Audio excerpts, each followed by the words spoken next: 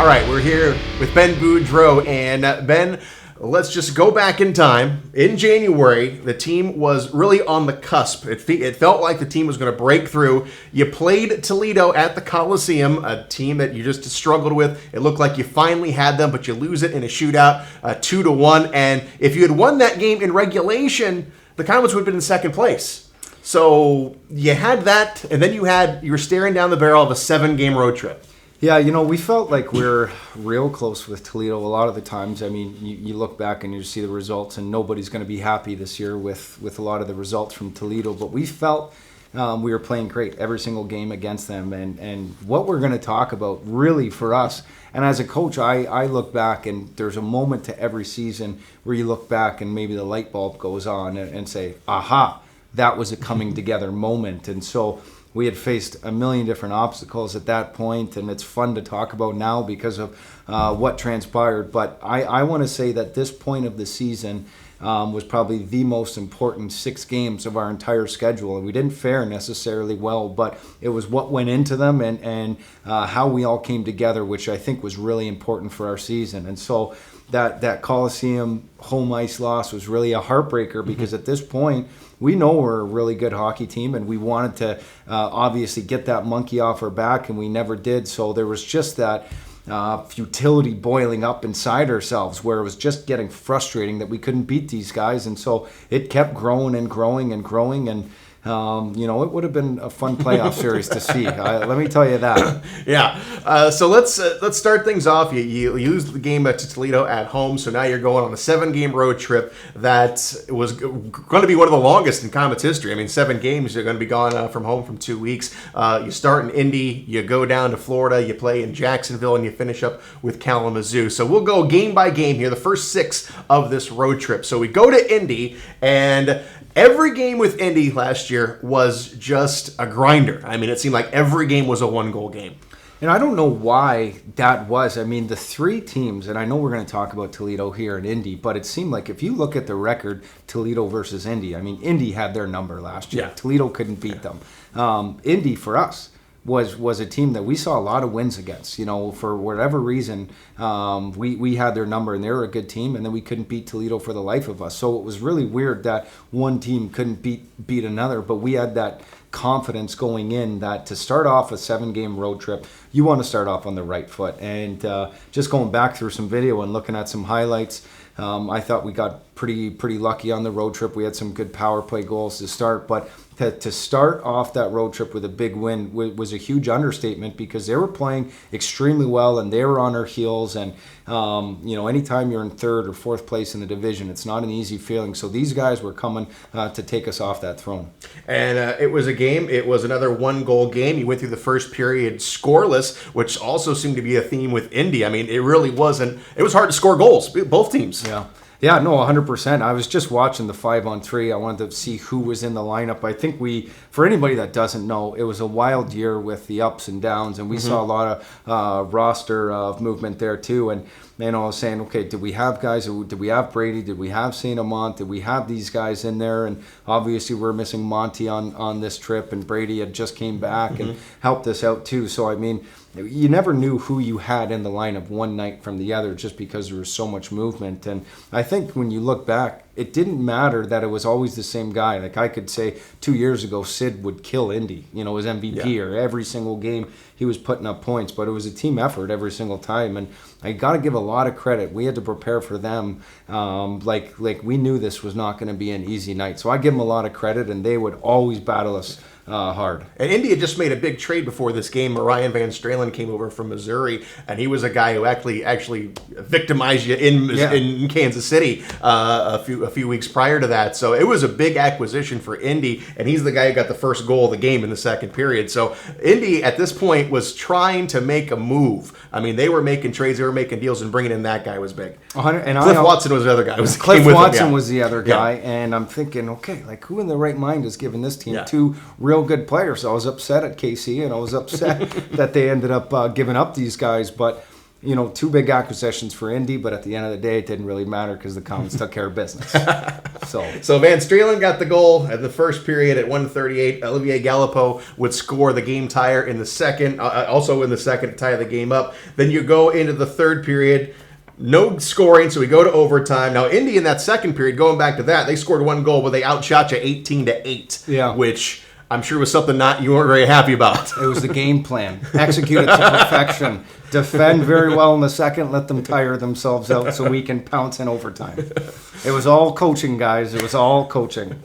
So the third period rolls around. It's another just grind it out. Only 2 penalties called. So each team had a power play in that third period, but unable to break through. So you go into the overtime. Again, no scoring on it. It's the 3-on-3. And, didn't happen very often this year because they extended the overtime to 7 minutes. So there was quite a few games that would have gone to a shootout last year that did not. So this is one of the few where now you had back-to-back shootouts, but it's still one of the few that you actually had to shoot it out. 100%. And you'd see it so often where games are going into shootouts, but not last year. I'm a big fan of that 7-minute rule because I feel like if you're a confident team and you got the right weapons, you're going to give yourself a chance to end it in overtime. You get to a skill competition, you never know what's going to happen. And so, every team's got a few select guys that can always put the puck in the net, and you never know how it's going to hold up. So, I mean, your heart's racing at this point where you never want to see it go into a shootout. We would have loved to be able to finish it right there. So the heart's going, and we're just hoping for some real good luck at this point because you don't want to lose back-to-back shootout games. And going into the shootout took 4 shooters, and it was Brady Shaw, the last shot, that finally won it for you guys. I remember too, and I love Shaw's, but after I picked the third shooter, I think Allen went at some point there, and he kind of looked over their shoulder and he said, I know I have been missing from the lineup, but I am here. I said, okay. We just wanted to make it suspenseful, but I remember it was a beautiful shot, picked top corner over the goalie. It was great. So going into a 7-game road trip, when you can come out of a visiting team's locker room up the first game, that's a huge feeling for us. So it was the best way to start it. And also going back to the first period, the table was set. Matt Bowden's dropped the gloves in the first period. So we knew that this was actually going to be a really tough, grinded out kind of a game. Yeah, every single game it was. And, the battle at this point in January, and it's so tough to put yourself in there and the feelings and the emotions. But, we started out on such a high. We were 9-2 on home ice, and then we went on an 8-game slide right up into January 1st. And we played Indy, who kind of got us back into the win column. And we knew that these guys, this is an interstate rivalry. Anytime you go down there, you're going to expect the bumps and bruises. And a guy like Bouds, who I feel like fought almost every single game. I mean, you have those guys in your lineup to get you in the game-type mode. And we loved everything he did for us. But you have players like that start a game and get you into it. And he might not score goals or show up on the score sheet, but let me tell you, he's instrumental in getting these guys together in big waves of success. So even coming out to start and let everybody know, hey, we're here to battle. I mean, job well done by Bounds. Now, also talking about this road trip, it was going to be pretty extensive. We're going to go to Indy, Toledo, down to Florida, and then up to Kalamazoo. You got to have all hands on deck. You got to have everybody possible. So you bring 3 goaltenders as well. Cole Kaler got the start in this first game. And let's talk about the goaltending in this game. Cole Kaler, ups and downs, but when he was on, he was on. I think of a game in Wheeling where he was absolutely phenomenal. This was another game where he really shined. Indy got 43 shots on goal. He shut the door pretty much the entire game. But Dan Bakula was a guy that Indy acquired. He kind of came out of nowhere. Devin Williams was their number 1. They had someone in from Rockford as well. But Dan Bakula came in, and I don't know where he came from. And he was a guy who shut out Toledo. He was doing his thing against Fort Wayne. But this goaltending in this game was just spectacular. It was a clinic.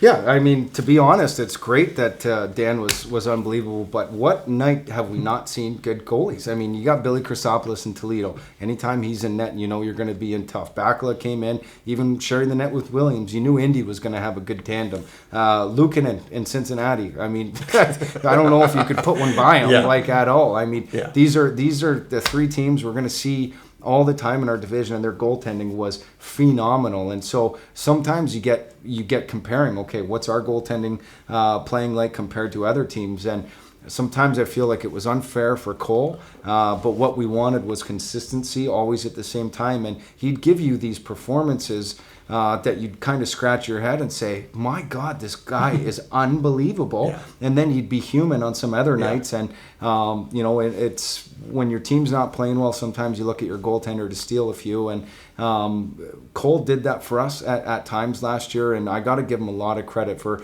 games like the Friday, or we'll soon hear talk about the Sunday game. But when he was on his game, it was tough to find another goalie in this league that was any better than Cole last year when he was on. Yeah. And now going into this road trip, did you have a sense of what goalie was going to start what game?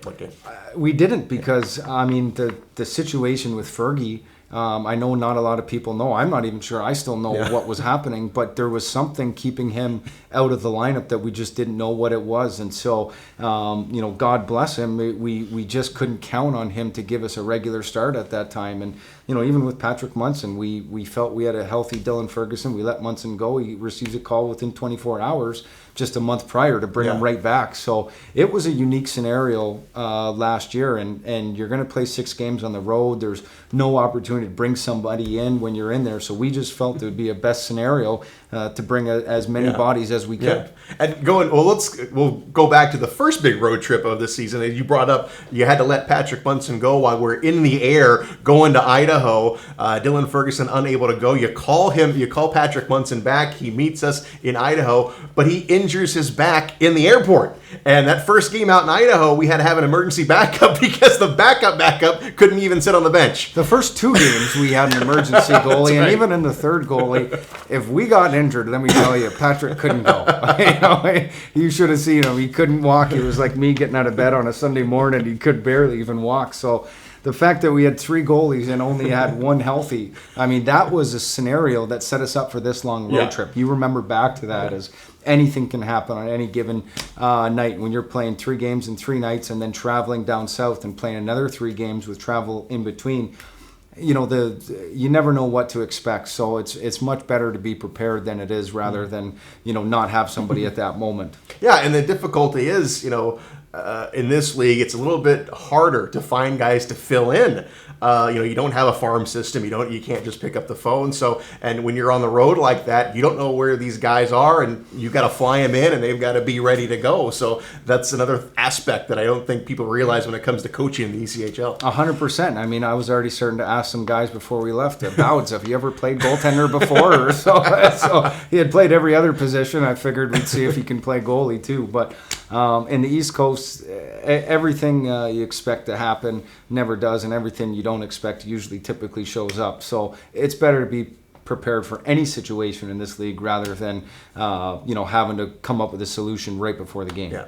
So going back to the Indy game, you get the big win. You gave up 43 shots. Komets get 39 shots on goal. You gave them 6 power plays, which is something you also see in this road trip. You gave a lot of chances on the power play, but you killed most of them off. That was also a good thing. That's probably where we started to boost some penalty killing numbers, because we needed to be. That was going into next year, you have a lot of time off in the summer, and you want to be able to reflect, and you want to be able to sit back and look at different areas. And our penalty kill, at first it wasn't great, and then we gave up a lot of goals, and your numbers are sort of skewed from the beginning of the season. But there was a stretch that if we didn't have good penalty killing, that we would have been in a lot of trouble. And even though I think it was a 2-3-2 stretch on this entire road trip, I thought our PK was exceptionally well.